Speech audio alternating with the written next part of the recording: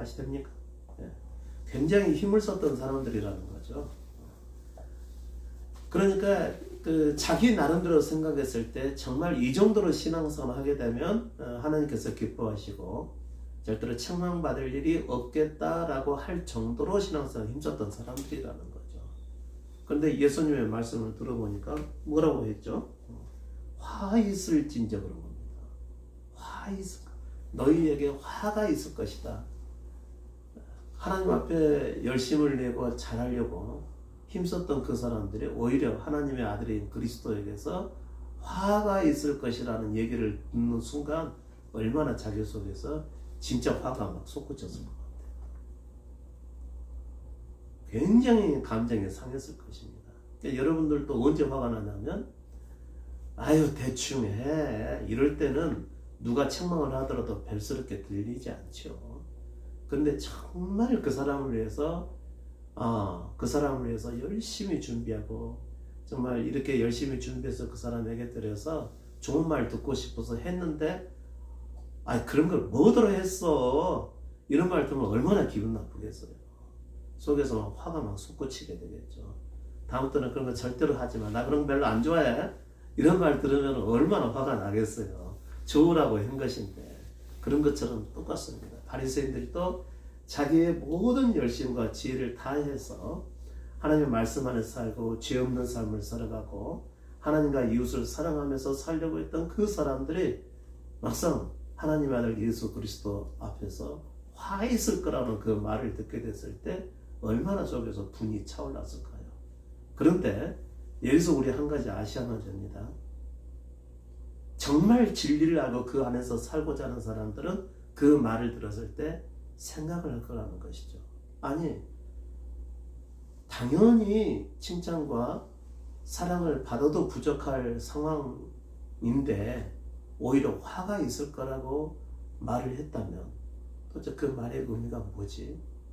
정말 내가 옳다고 생각했던 내가 옳게 했던 것이 아니란 말인가 하면서 자기를 돌이켜볼 거라는 것이죠. 이런 사람들은 진리를 구하는 사람들이기 때문에 그 말을 들었을 때 깊이 생각을 할 겁니다.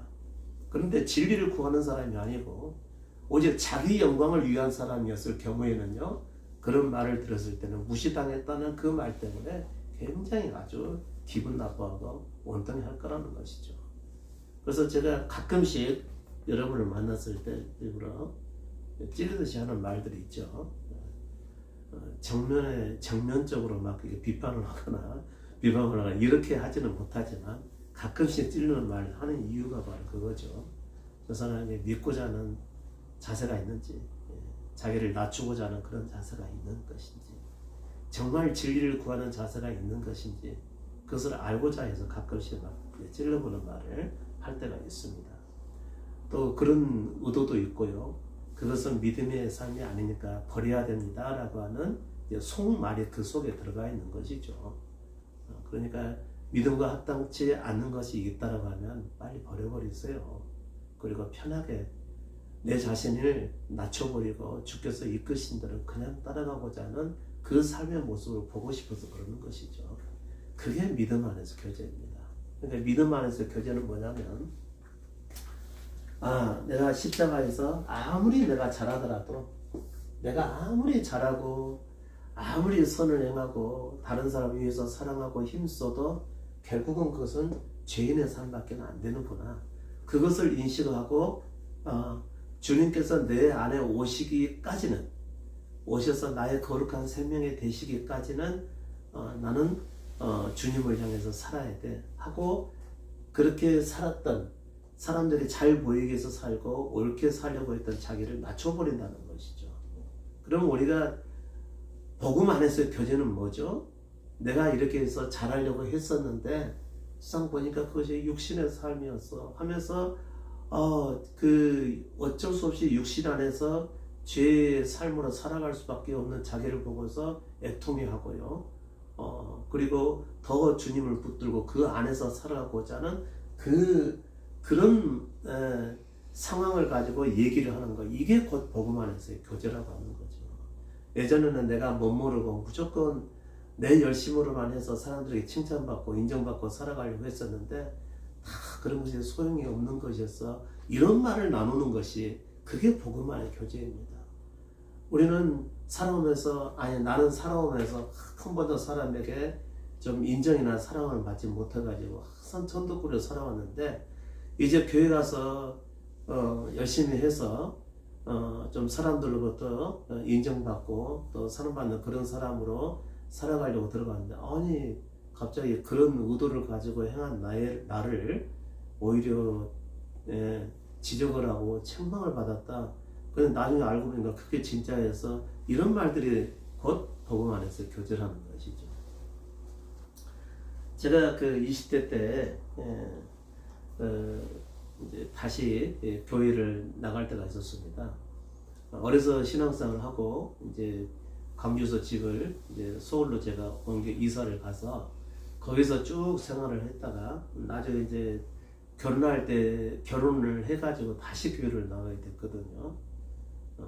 그때 이제 결혼하고 교회를 다시 나갔기 때문에 예전에 나가 멈췄던 그 교회를 다시 나갔으니까 얼마나 마음이 비장한 마음이 있었겠어요. 이제는 내가 제대로 신앙생활 끝까지 한번 잘해보겠다 이런 생각을 가지고 교회를 다시 나갔겠죠. 근데 이제 그 교회에 나가가지고 특별하게 저를 조금 사랑으로 인도하시겠다고 해서 어느 한 전도사님이 그 전도부라는 모임에 저를 인도를 해 주셨거든요. 근데 그날 따라 그날 그 밖에 그 노방 전도하는 날이었고요. 그러고 나서 노방 전도를 그냥 따라서 갔다 왔죠. 이제 아무것도 잘 모르고 그랬었는데 전교인 노방 전도의 날이라고 하니까 저도 당연히 이제 응해서 갔다 온 거죠. 갔다 왔더니 이제 하나님들은 열심히 나눠주고 전도지 나눠주고 그렇게 했었죠.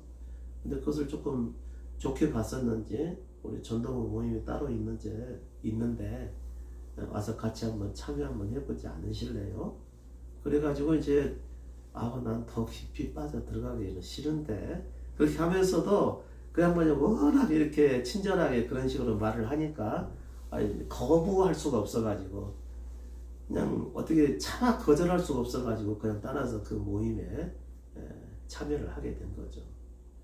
모임에 참여를 했는데 찬송도 아주 열정적으로 부르고 그러고 나서 또 영혼 전도부니까 영혼 구원에 초점을 맞춰서 기도도 굉장히 열심히 하고 그러더라고요.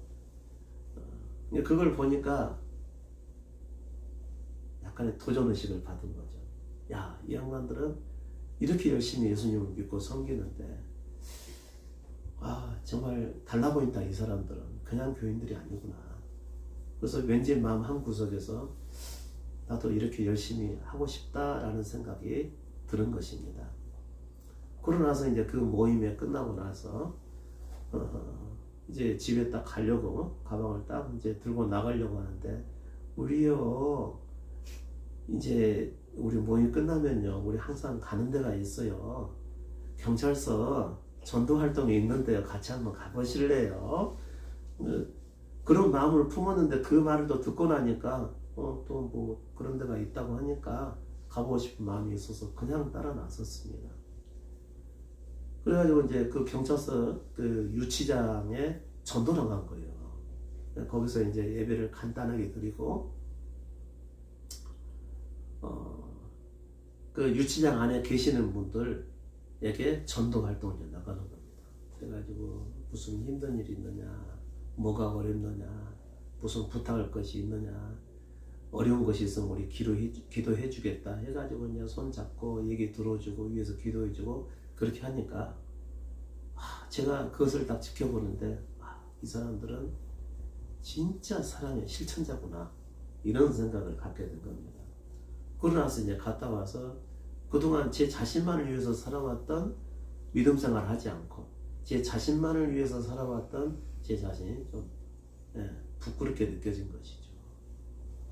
그리고 와가지고 이제 바로 집으로 이제 돌아와서 집으로 가려고 했는데 우리 식사 좀 하고 가세요. 들어가서 수고하셨으니까.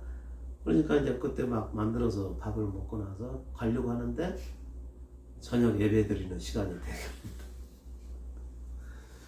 그래가지고 이제 어쩔 수 없이 또 갈 수는 없잖아요. 앞으로 또 잘 믿어볼 생각도 가졌는데 그냥 저녁 예배 딱 드렸죠. 이제는 진짜 가야 되겠다 하고 딱 했는데 우리요 끝나면요 우리 산에 가서 기도하는 시간이 있어요. 산성 기도가 있다는 거예요. 그래가지고 그 부탁하는 사람이 너무 그냥 선한 얼굴로 저렇게 부탁을 하고 같이 가자고 얘기를 하니까 또 차마 거절할 수가 없는 거예요.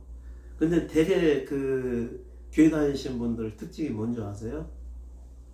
거절을 잘 못한다는 거죠. 왜 거절을 잘 못한 줄 아세요? 선한 마음을 품고 바르게 살려고 하는 기본적인 마음의 자세가 돼 있기 때문에 그런 겁니다. 그래서 다른 사람의 친절한 그 요구에는요 잘 거절을 못해요. 교회 되게 전도 활동을 통해서 교회에 나오시게 된 분들이 왜 교회로 나오시게 된 줄 아세요? 거절을 못해서 그럽니다. 예수를 잘 믿고 싶어서 진리도 나도 진리를 알아서 진리 안에서 제대로 한번 신앙생활을 해보고 싶다 이게 아니라 거절을 못해가지고 어쩌다 교회를 가게 됐는데 괜찮고 또 선언을 추구하는 사람들 모습을 보니까 아 그래 나도 이렇게 살고 싶었지 해서 같이 동화가 돼가지고 그리스도인이 되는 것입니다. 그래서 결국은 그날 산상기도회까지 따라가게 된 것이죠. 그래가지고 산상기도 갔다 오니 저는 깜짝 놀라버렸어요. 이분들이 이제 더 지금 얘기로는 더 광적으로 찬송을 부르고 더 광적으로 막 기도를 하더라고요. 근데 그 기도하는 것이 제가 그때 듣기로는 절규에 가까웠습니다. 그러니까 오직 자기를 위해서 살아가는 사람들이 자기 존재를 버리고 오직 예수님을 위해서 살고자 하는 그 절규가 섞인 그 기도를 하는 것을 보고서 제가 또 한 번 자신을 돌아보면서 생각이 됐죠. 아, 정말 그동안 나는 잘못 살아온 것 같다. 그래, 나도 이참에 한번 제대로 신앙생활을 시작을 해서 또 참 믿음을 알고 정말 믿는 사람다운 삶을 살아야 되겠다는 마음이 가져져서 저도 따라서 같이 이제 기도하게 되고 그렇게 됐던 것이죠. 그러고 나서 이제 다 끝나고 이제 차에 오르면서 집으로 돌아오는 길이었었는데 그때 그 하루 동안 저를 지켜봤던 그 담당 전도사님이 저를 보고 그러시더라고요. 우리 전도부에 정말 엘리트가 들어오셨어. 정말 만나서 반갑습니다. 정중히 인사하고 가시는 거 있죠. 그러니까 나는 별것도 안 했는데 왠지 저를 알고 인정해 주는 것 같아가지고 솔직히 저 기분이 그때 참 좋았습니다. 그러고 나서 그 다음부터 어떻게 활동을 했겠게요? 정말 잘 보이기 위해서 또 그 사람의 그 기대에 부응하는 신앙생활을 하기 위해서 굉장히 열심히 하게 된 것이죠. 그래가지고 어디까지 갔냐면요. 신학교를 가서 목회자가 되고 개척을 하게 된 것입니다. 그렇게 하다가 나중에 제가 이 십자가 복음을 깨닫게 된 것이죠. 십자가 복음을 딱 깨닫게 되면서부터 그 전에는 내 열심 그리고 내 의로 살아왔다는 사실을 나중에 알게 된 거죠. 여러분 제가 이 진리를 알게 됐을 때 지나간 삶이 어떻게 생각되었겠어요? 정말 이건 원통할 뿐만 아니라 억울한 심정까지 사실 들었었어요. 내가 잘못 살아왔구나. 진리를 모르고 그저 내가 인정받고 또 사람들 앞에서 바른 것을 쫓아왔을 때에 그들로부터의 그 반응 때문에 그 좋은 반응을 내가 입고서 그 영광을 누리기 위해서 내가 그동안 신앙생활을 해왔구나 라는 생각을 이제 하게 되니까 부끄러워서 견딜 수가 없더라고요. 여러분 십자가는 뭐냐면 우리의 그 타고난 존재는 죄성을 가지고 타고나는데 그 거룩한 삶을 삶으로써 자기 자신에 대한 어떤 그 자부심을 갖게 됩니다. 그리고 죄 없는 삶, 깨끗한 삶, 거룩한 삶을 산다는 것으로 해서 자기에 대한 만족을 추구하게끔 되어 있습니다. 근데 십자가는 뭐죠? 그 존재가 곧 죄인이라는 겁니다. 그러니까 그 이제 아까 처음에 제가 얘기했던 그 한 사람이 제게 위로해주고 또 함께 복음 안에서 교제한다고 해서 보냈던 그 말이 그것은 전혀 복음 안에서 교제가 될 수가 없다고 하는 것을 말하지 않을 수가 없었던 것이죠. 그래서 얘기를 했는데 중요한 것은 뭐냐면 정말 믿을 사람 같으면 내가 이제까지 살아왔던 그 삶이 참된 것이 아니라고 하는 그 의미를 얼른 듣고 캐치를 해서 그러면 제가 잘못했으면 어떻게 해야 맞는 것인지 좀 더 알려주실래요? 이렇게 나와야 진짜 정상이라는 것이죠. 그런데 거기에서 내가 무시당했다는 것 때문에 기분이 나빴다. 그러면 아직 십자가를 전제로 한 믿음을 믿을 자세가 아직 안 됐다고밖에 볼 수가 없는 겁니다.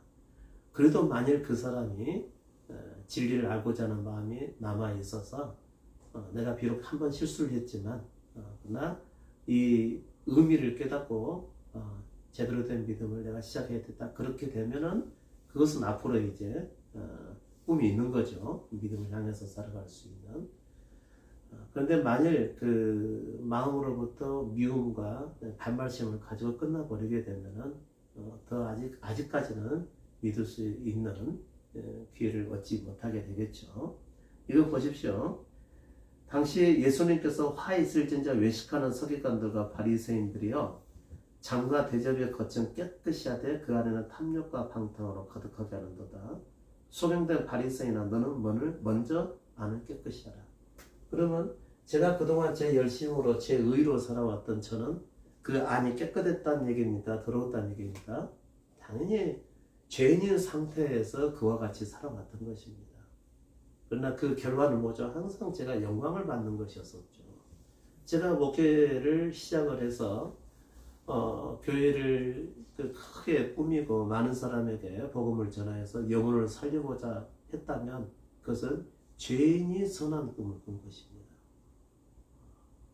그것은 진리를 알지 못한 꿈이었던 것이죠. 그러니까 그것을 칭찬해 줄 수가 없는 것이죠.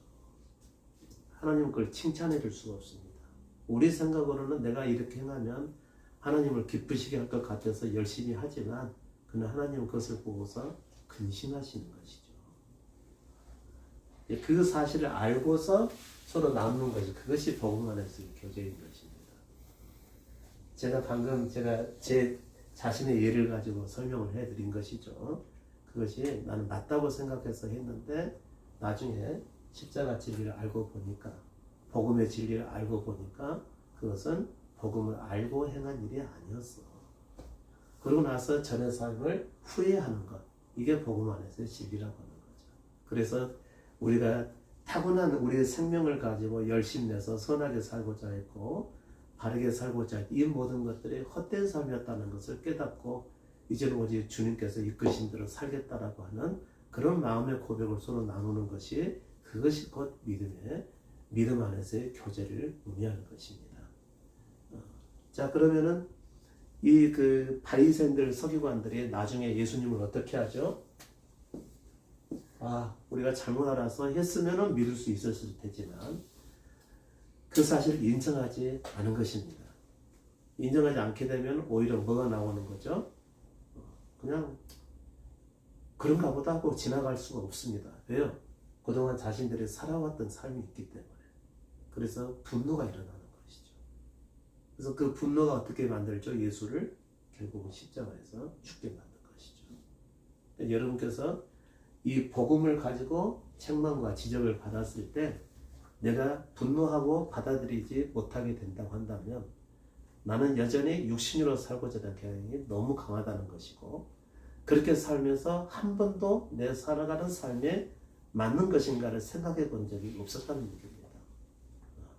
그저 남들이 다 인정해주는 그 삶이 옳다고 그냥 따라가는 삶이라고 하는 것이죠. 네, 저는 복음 안에서의 교제를 가지고 여러분께 말씀을 드렸고요. 또 바리새인과 서기관들처럼 이렇게 겉으로는 사람들에게 바르게 보이는 삶, 옳은 삶을 또 선한 삶을 쫓아 살고 거룩한 삶을 쫓아 살았다 할지라도 하나님께서는 결코 그것을 선으로 인정하지 않으신다라고 하는 점이고요.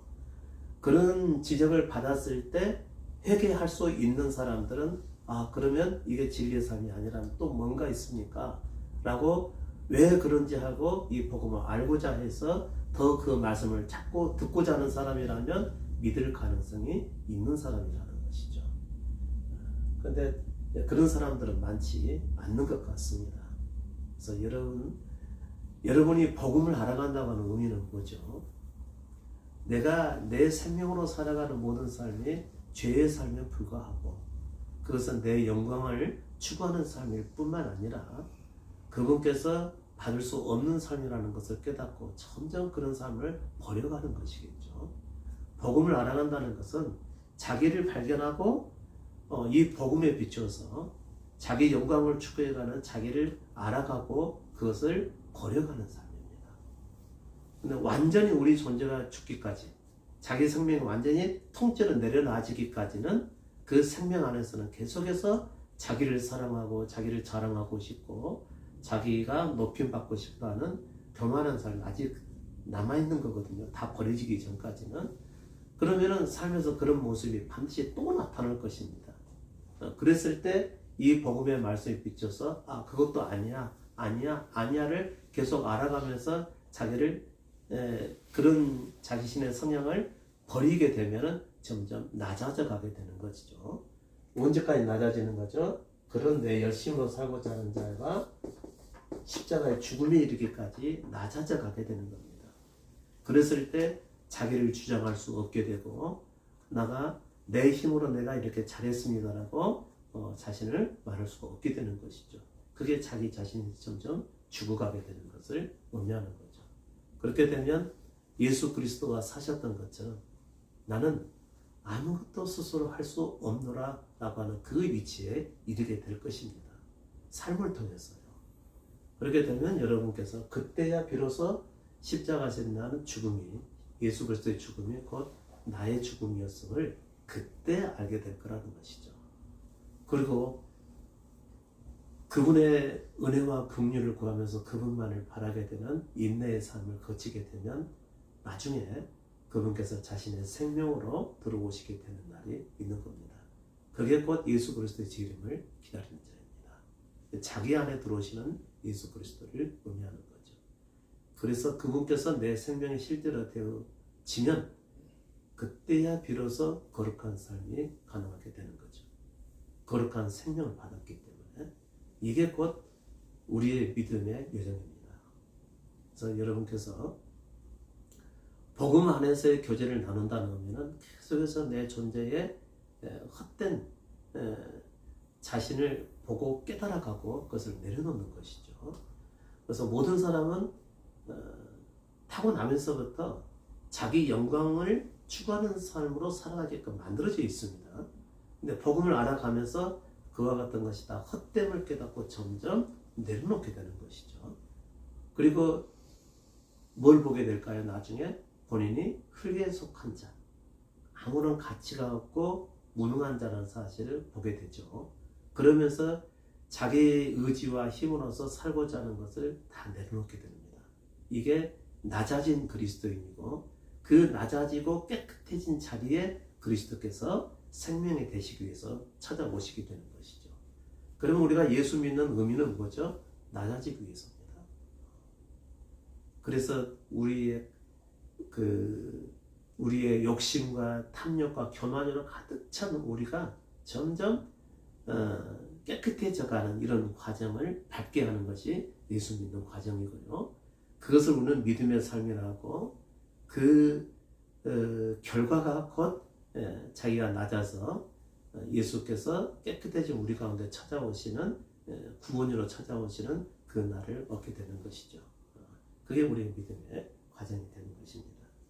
그래서 복음 안에서의 교제는 무엇임을 제가 여러분께 알려드렸습니다.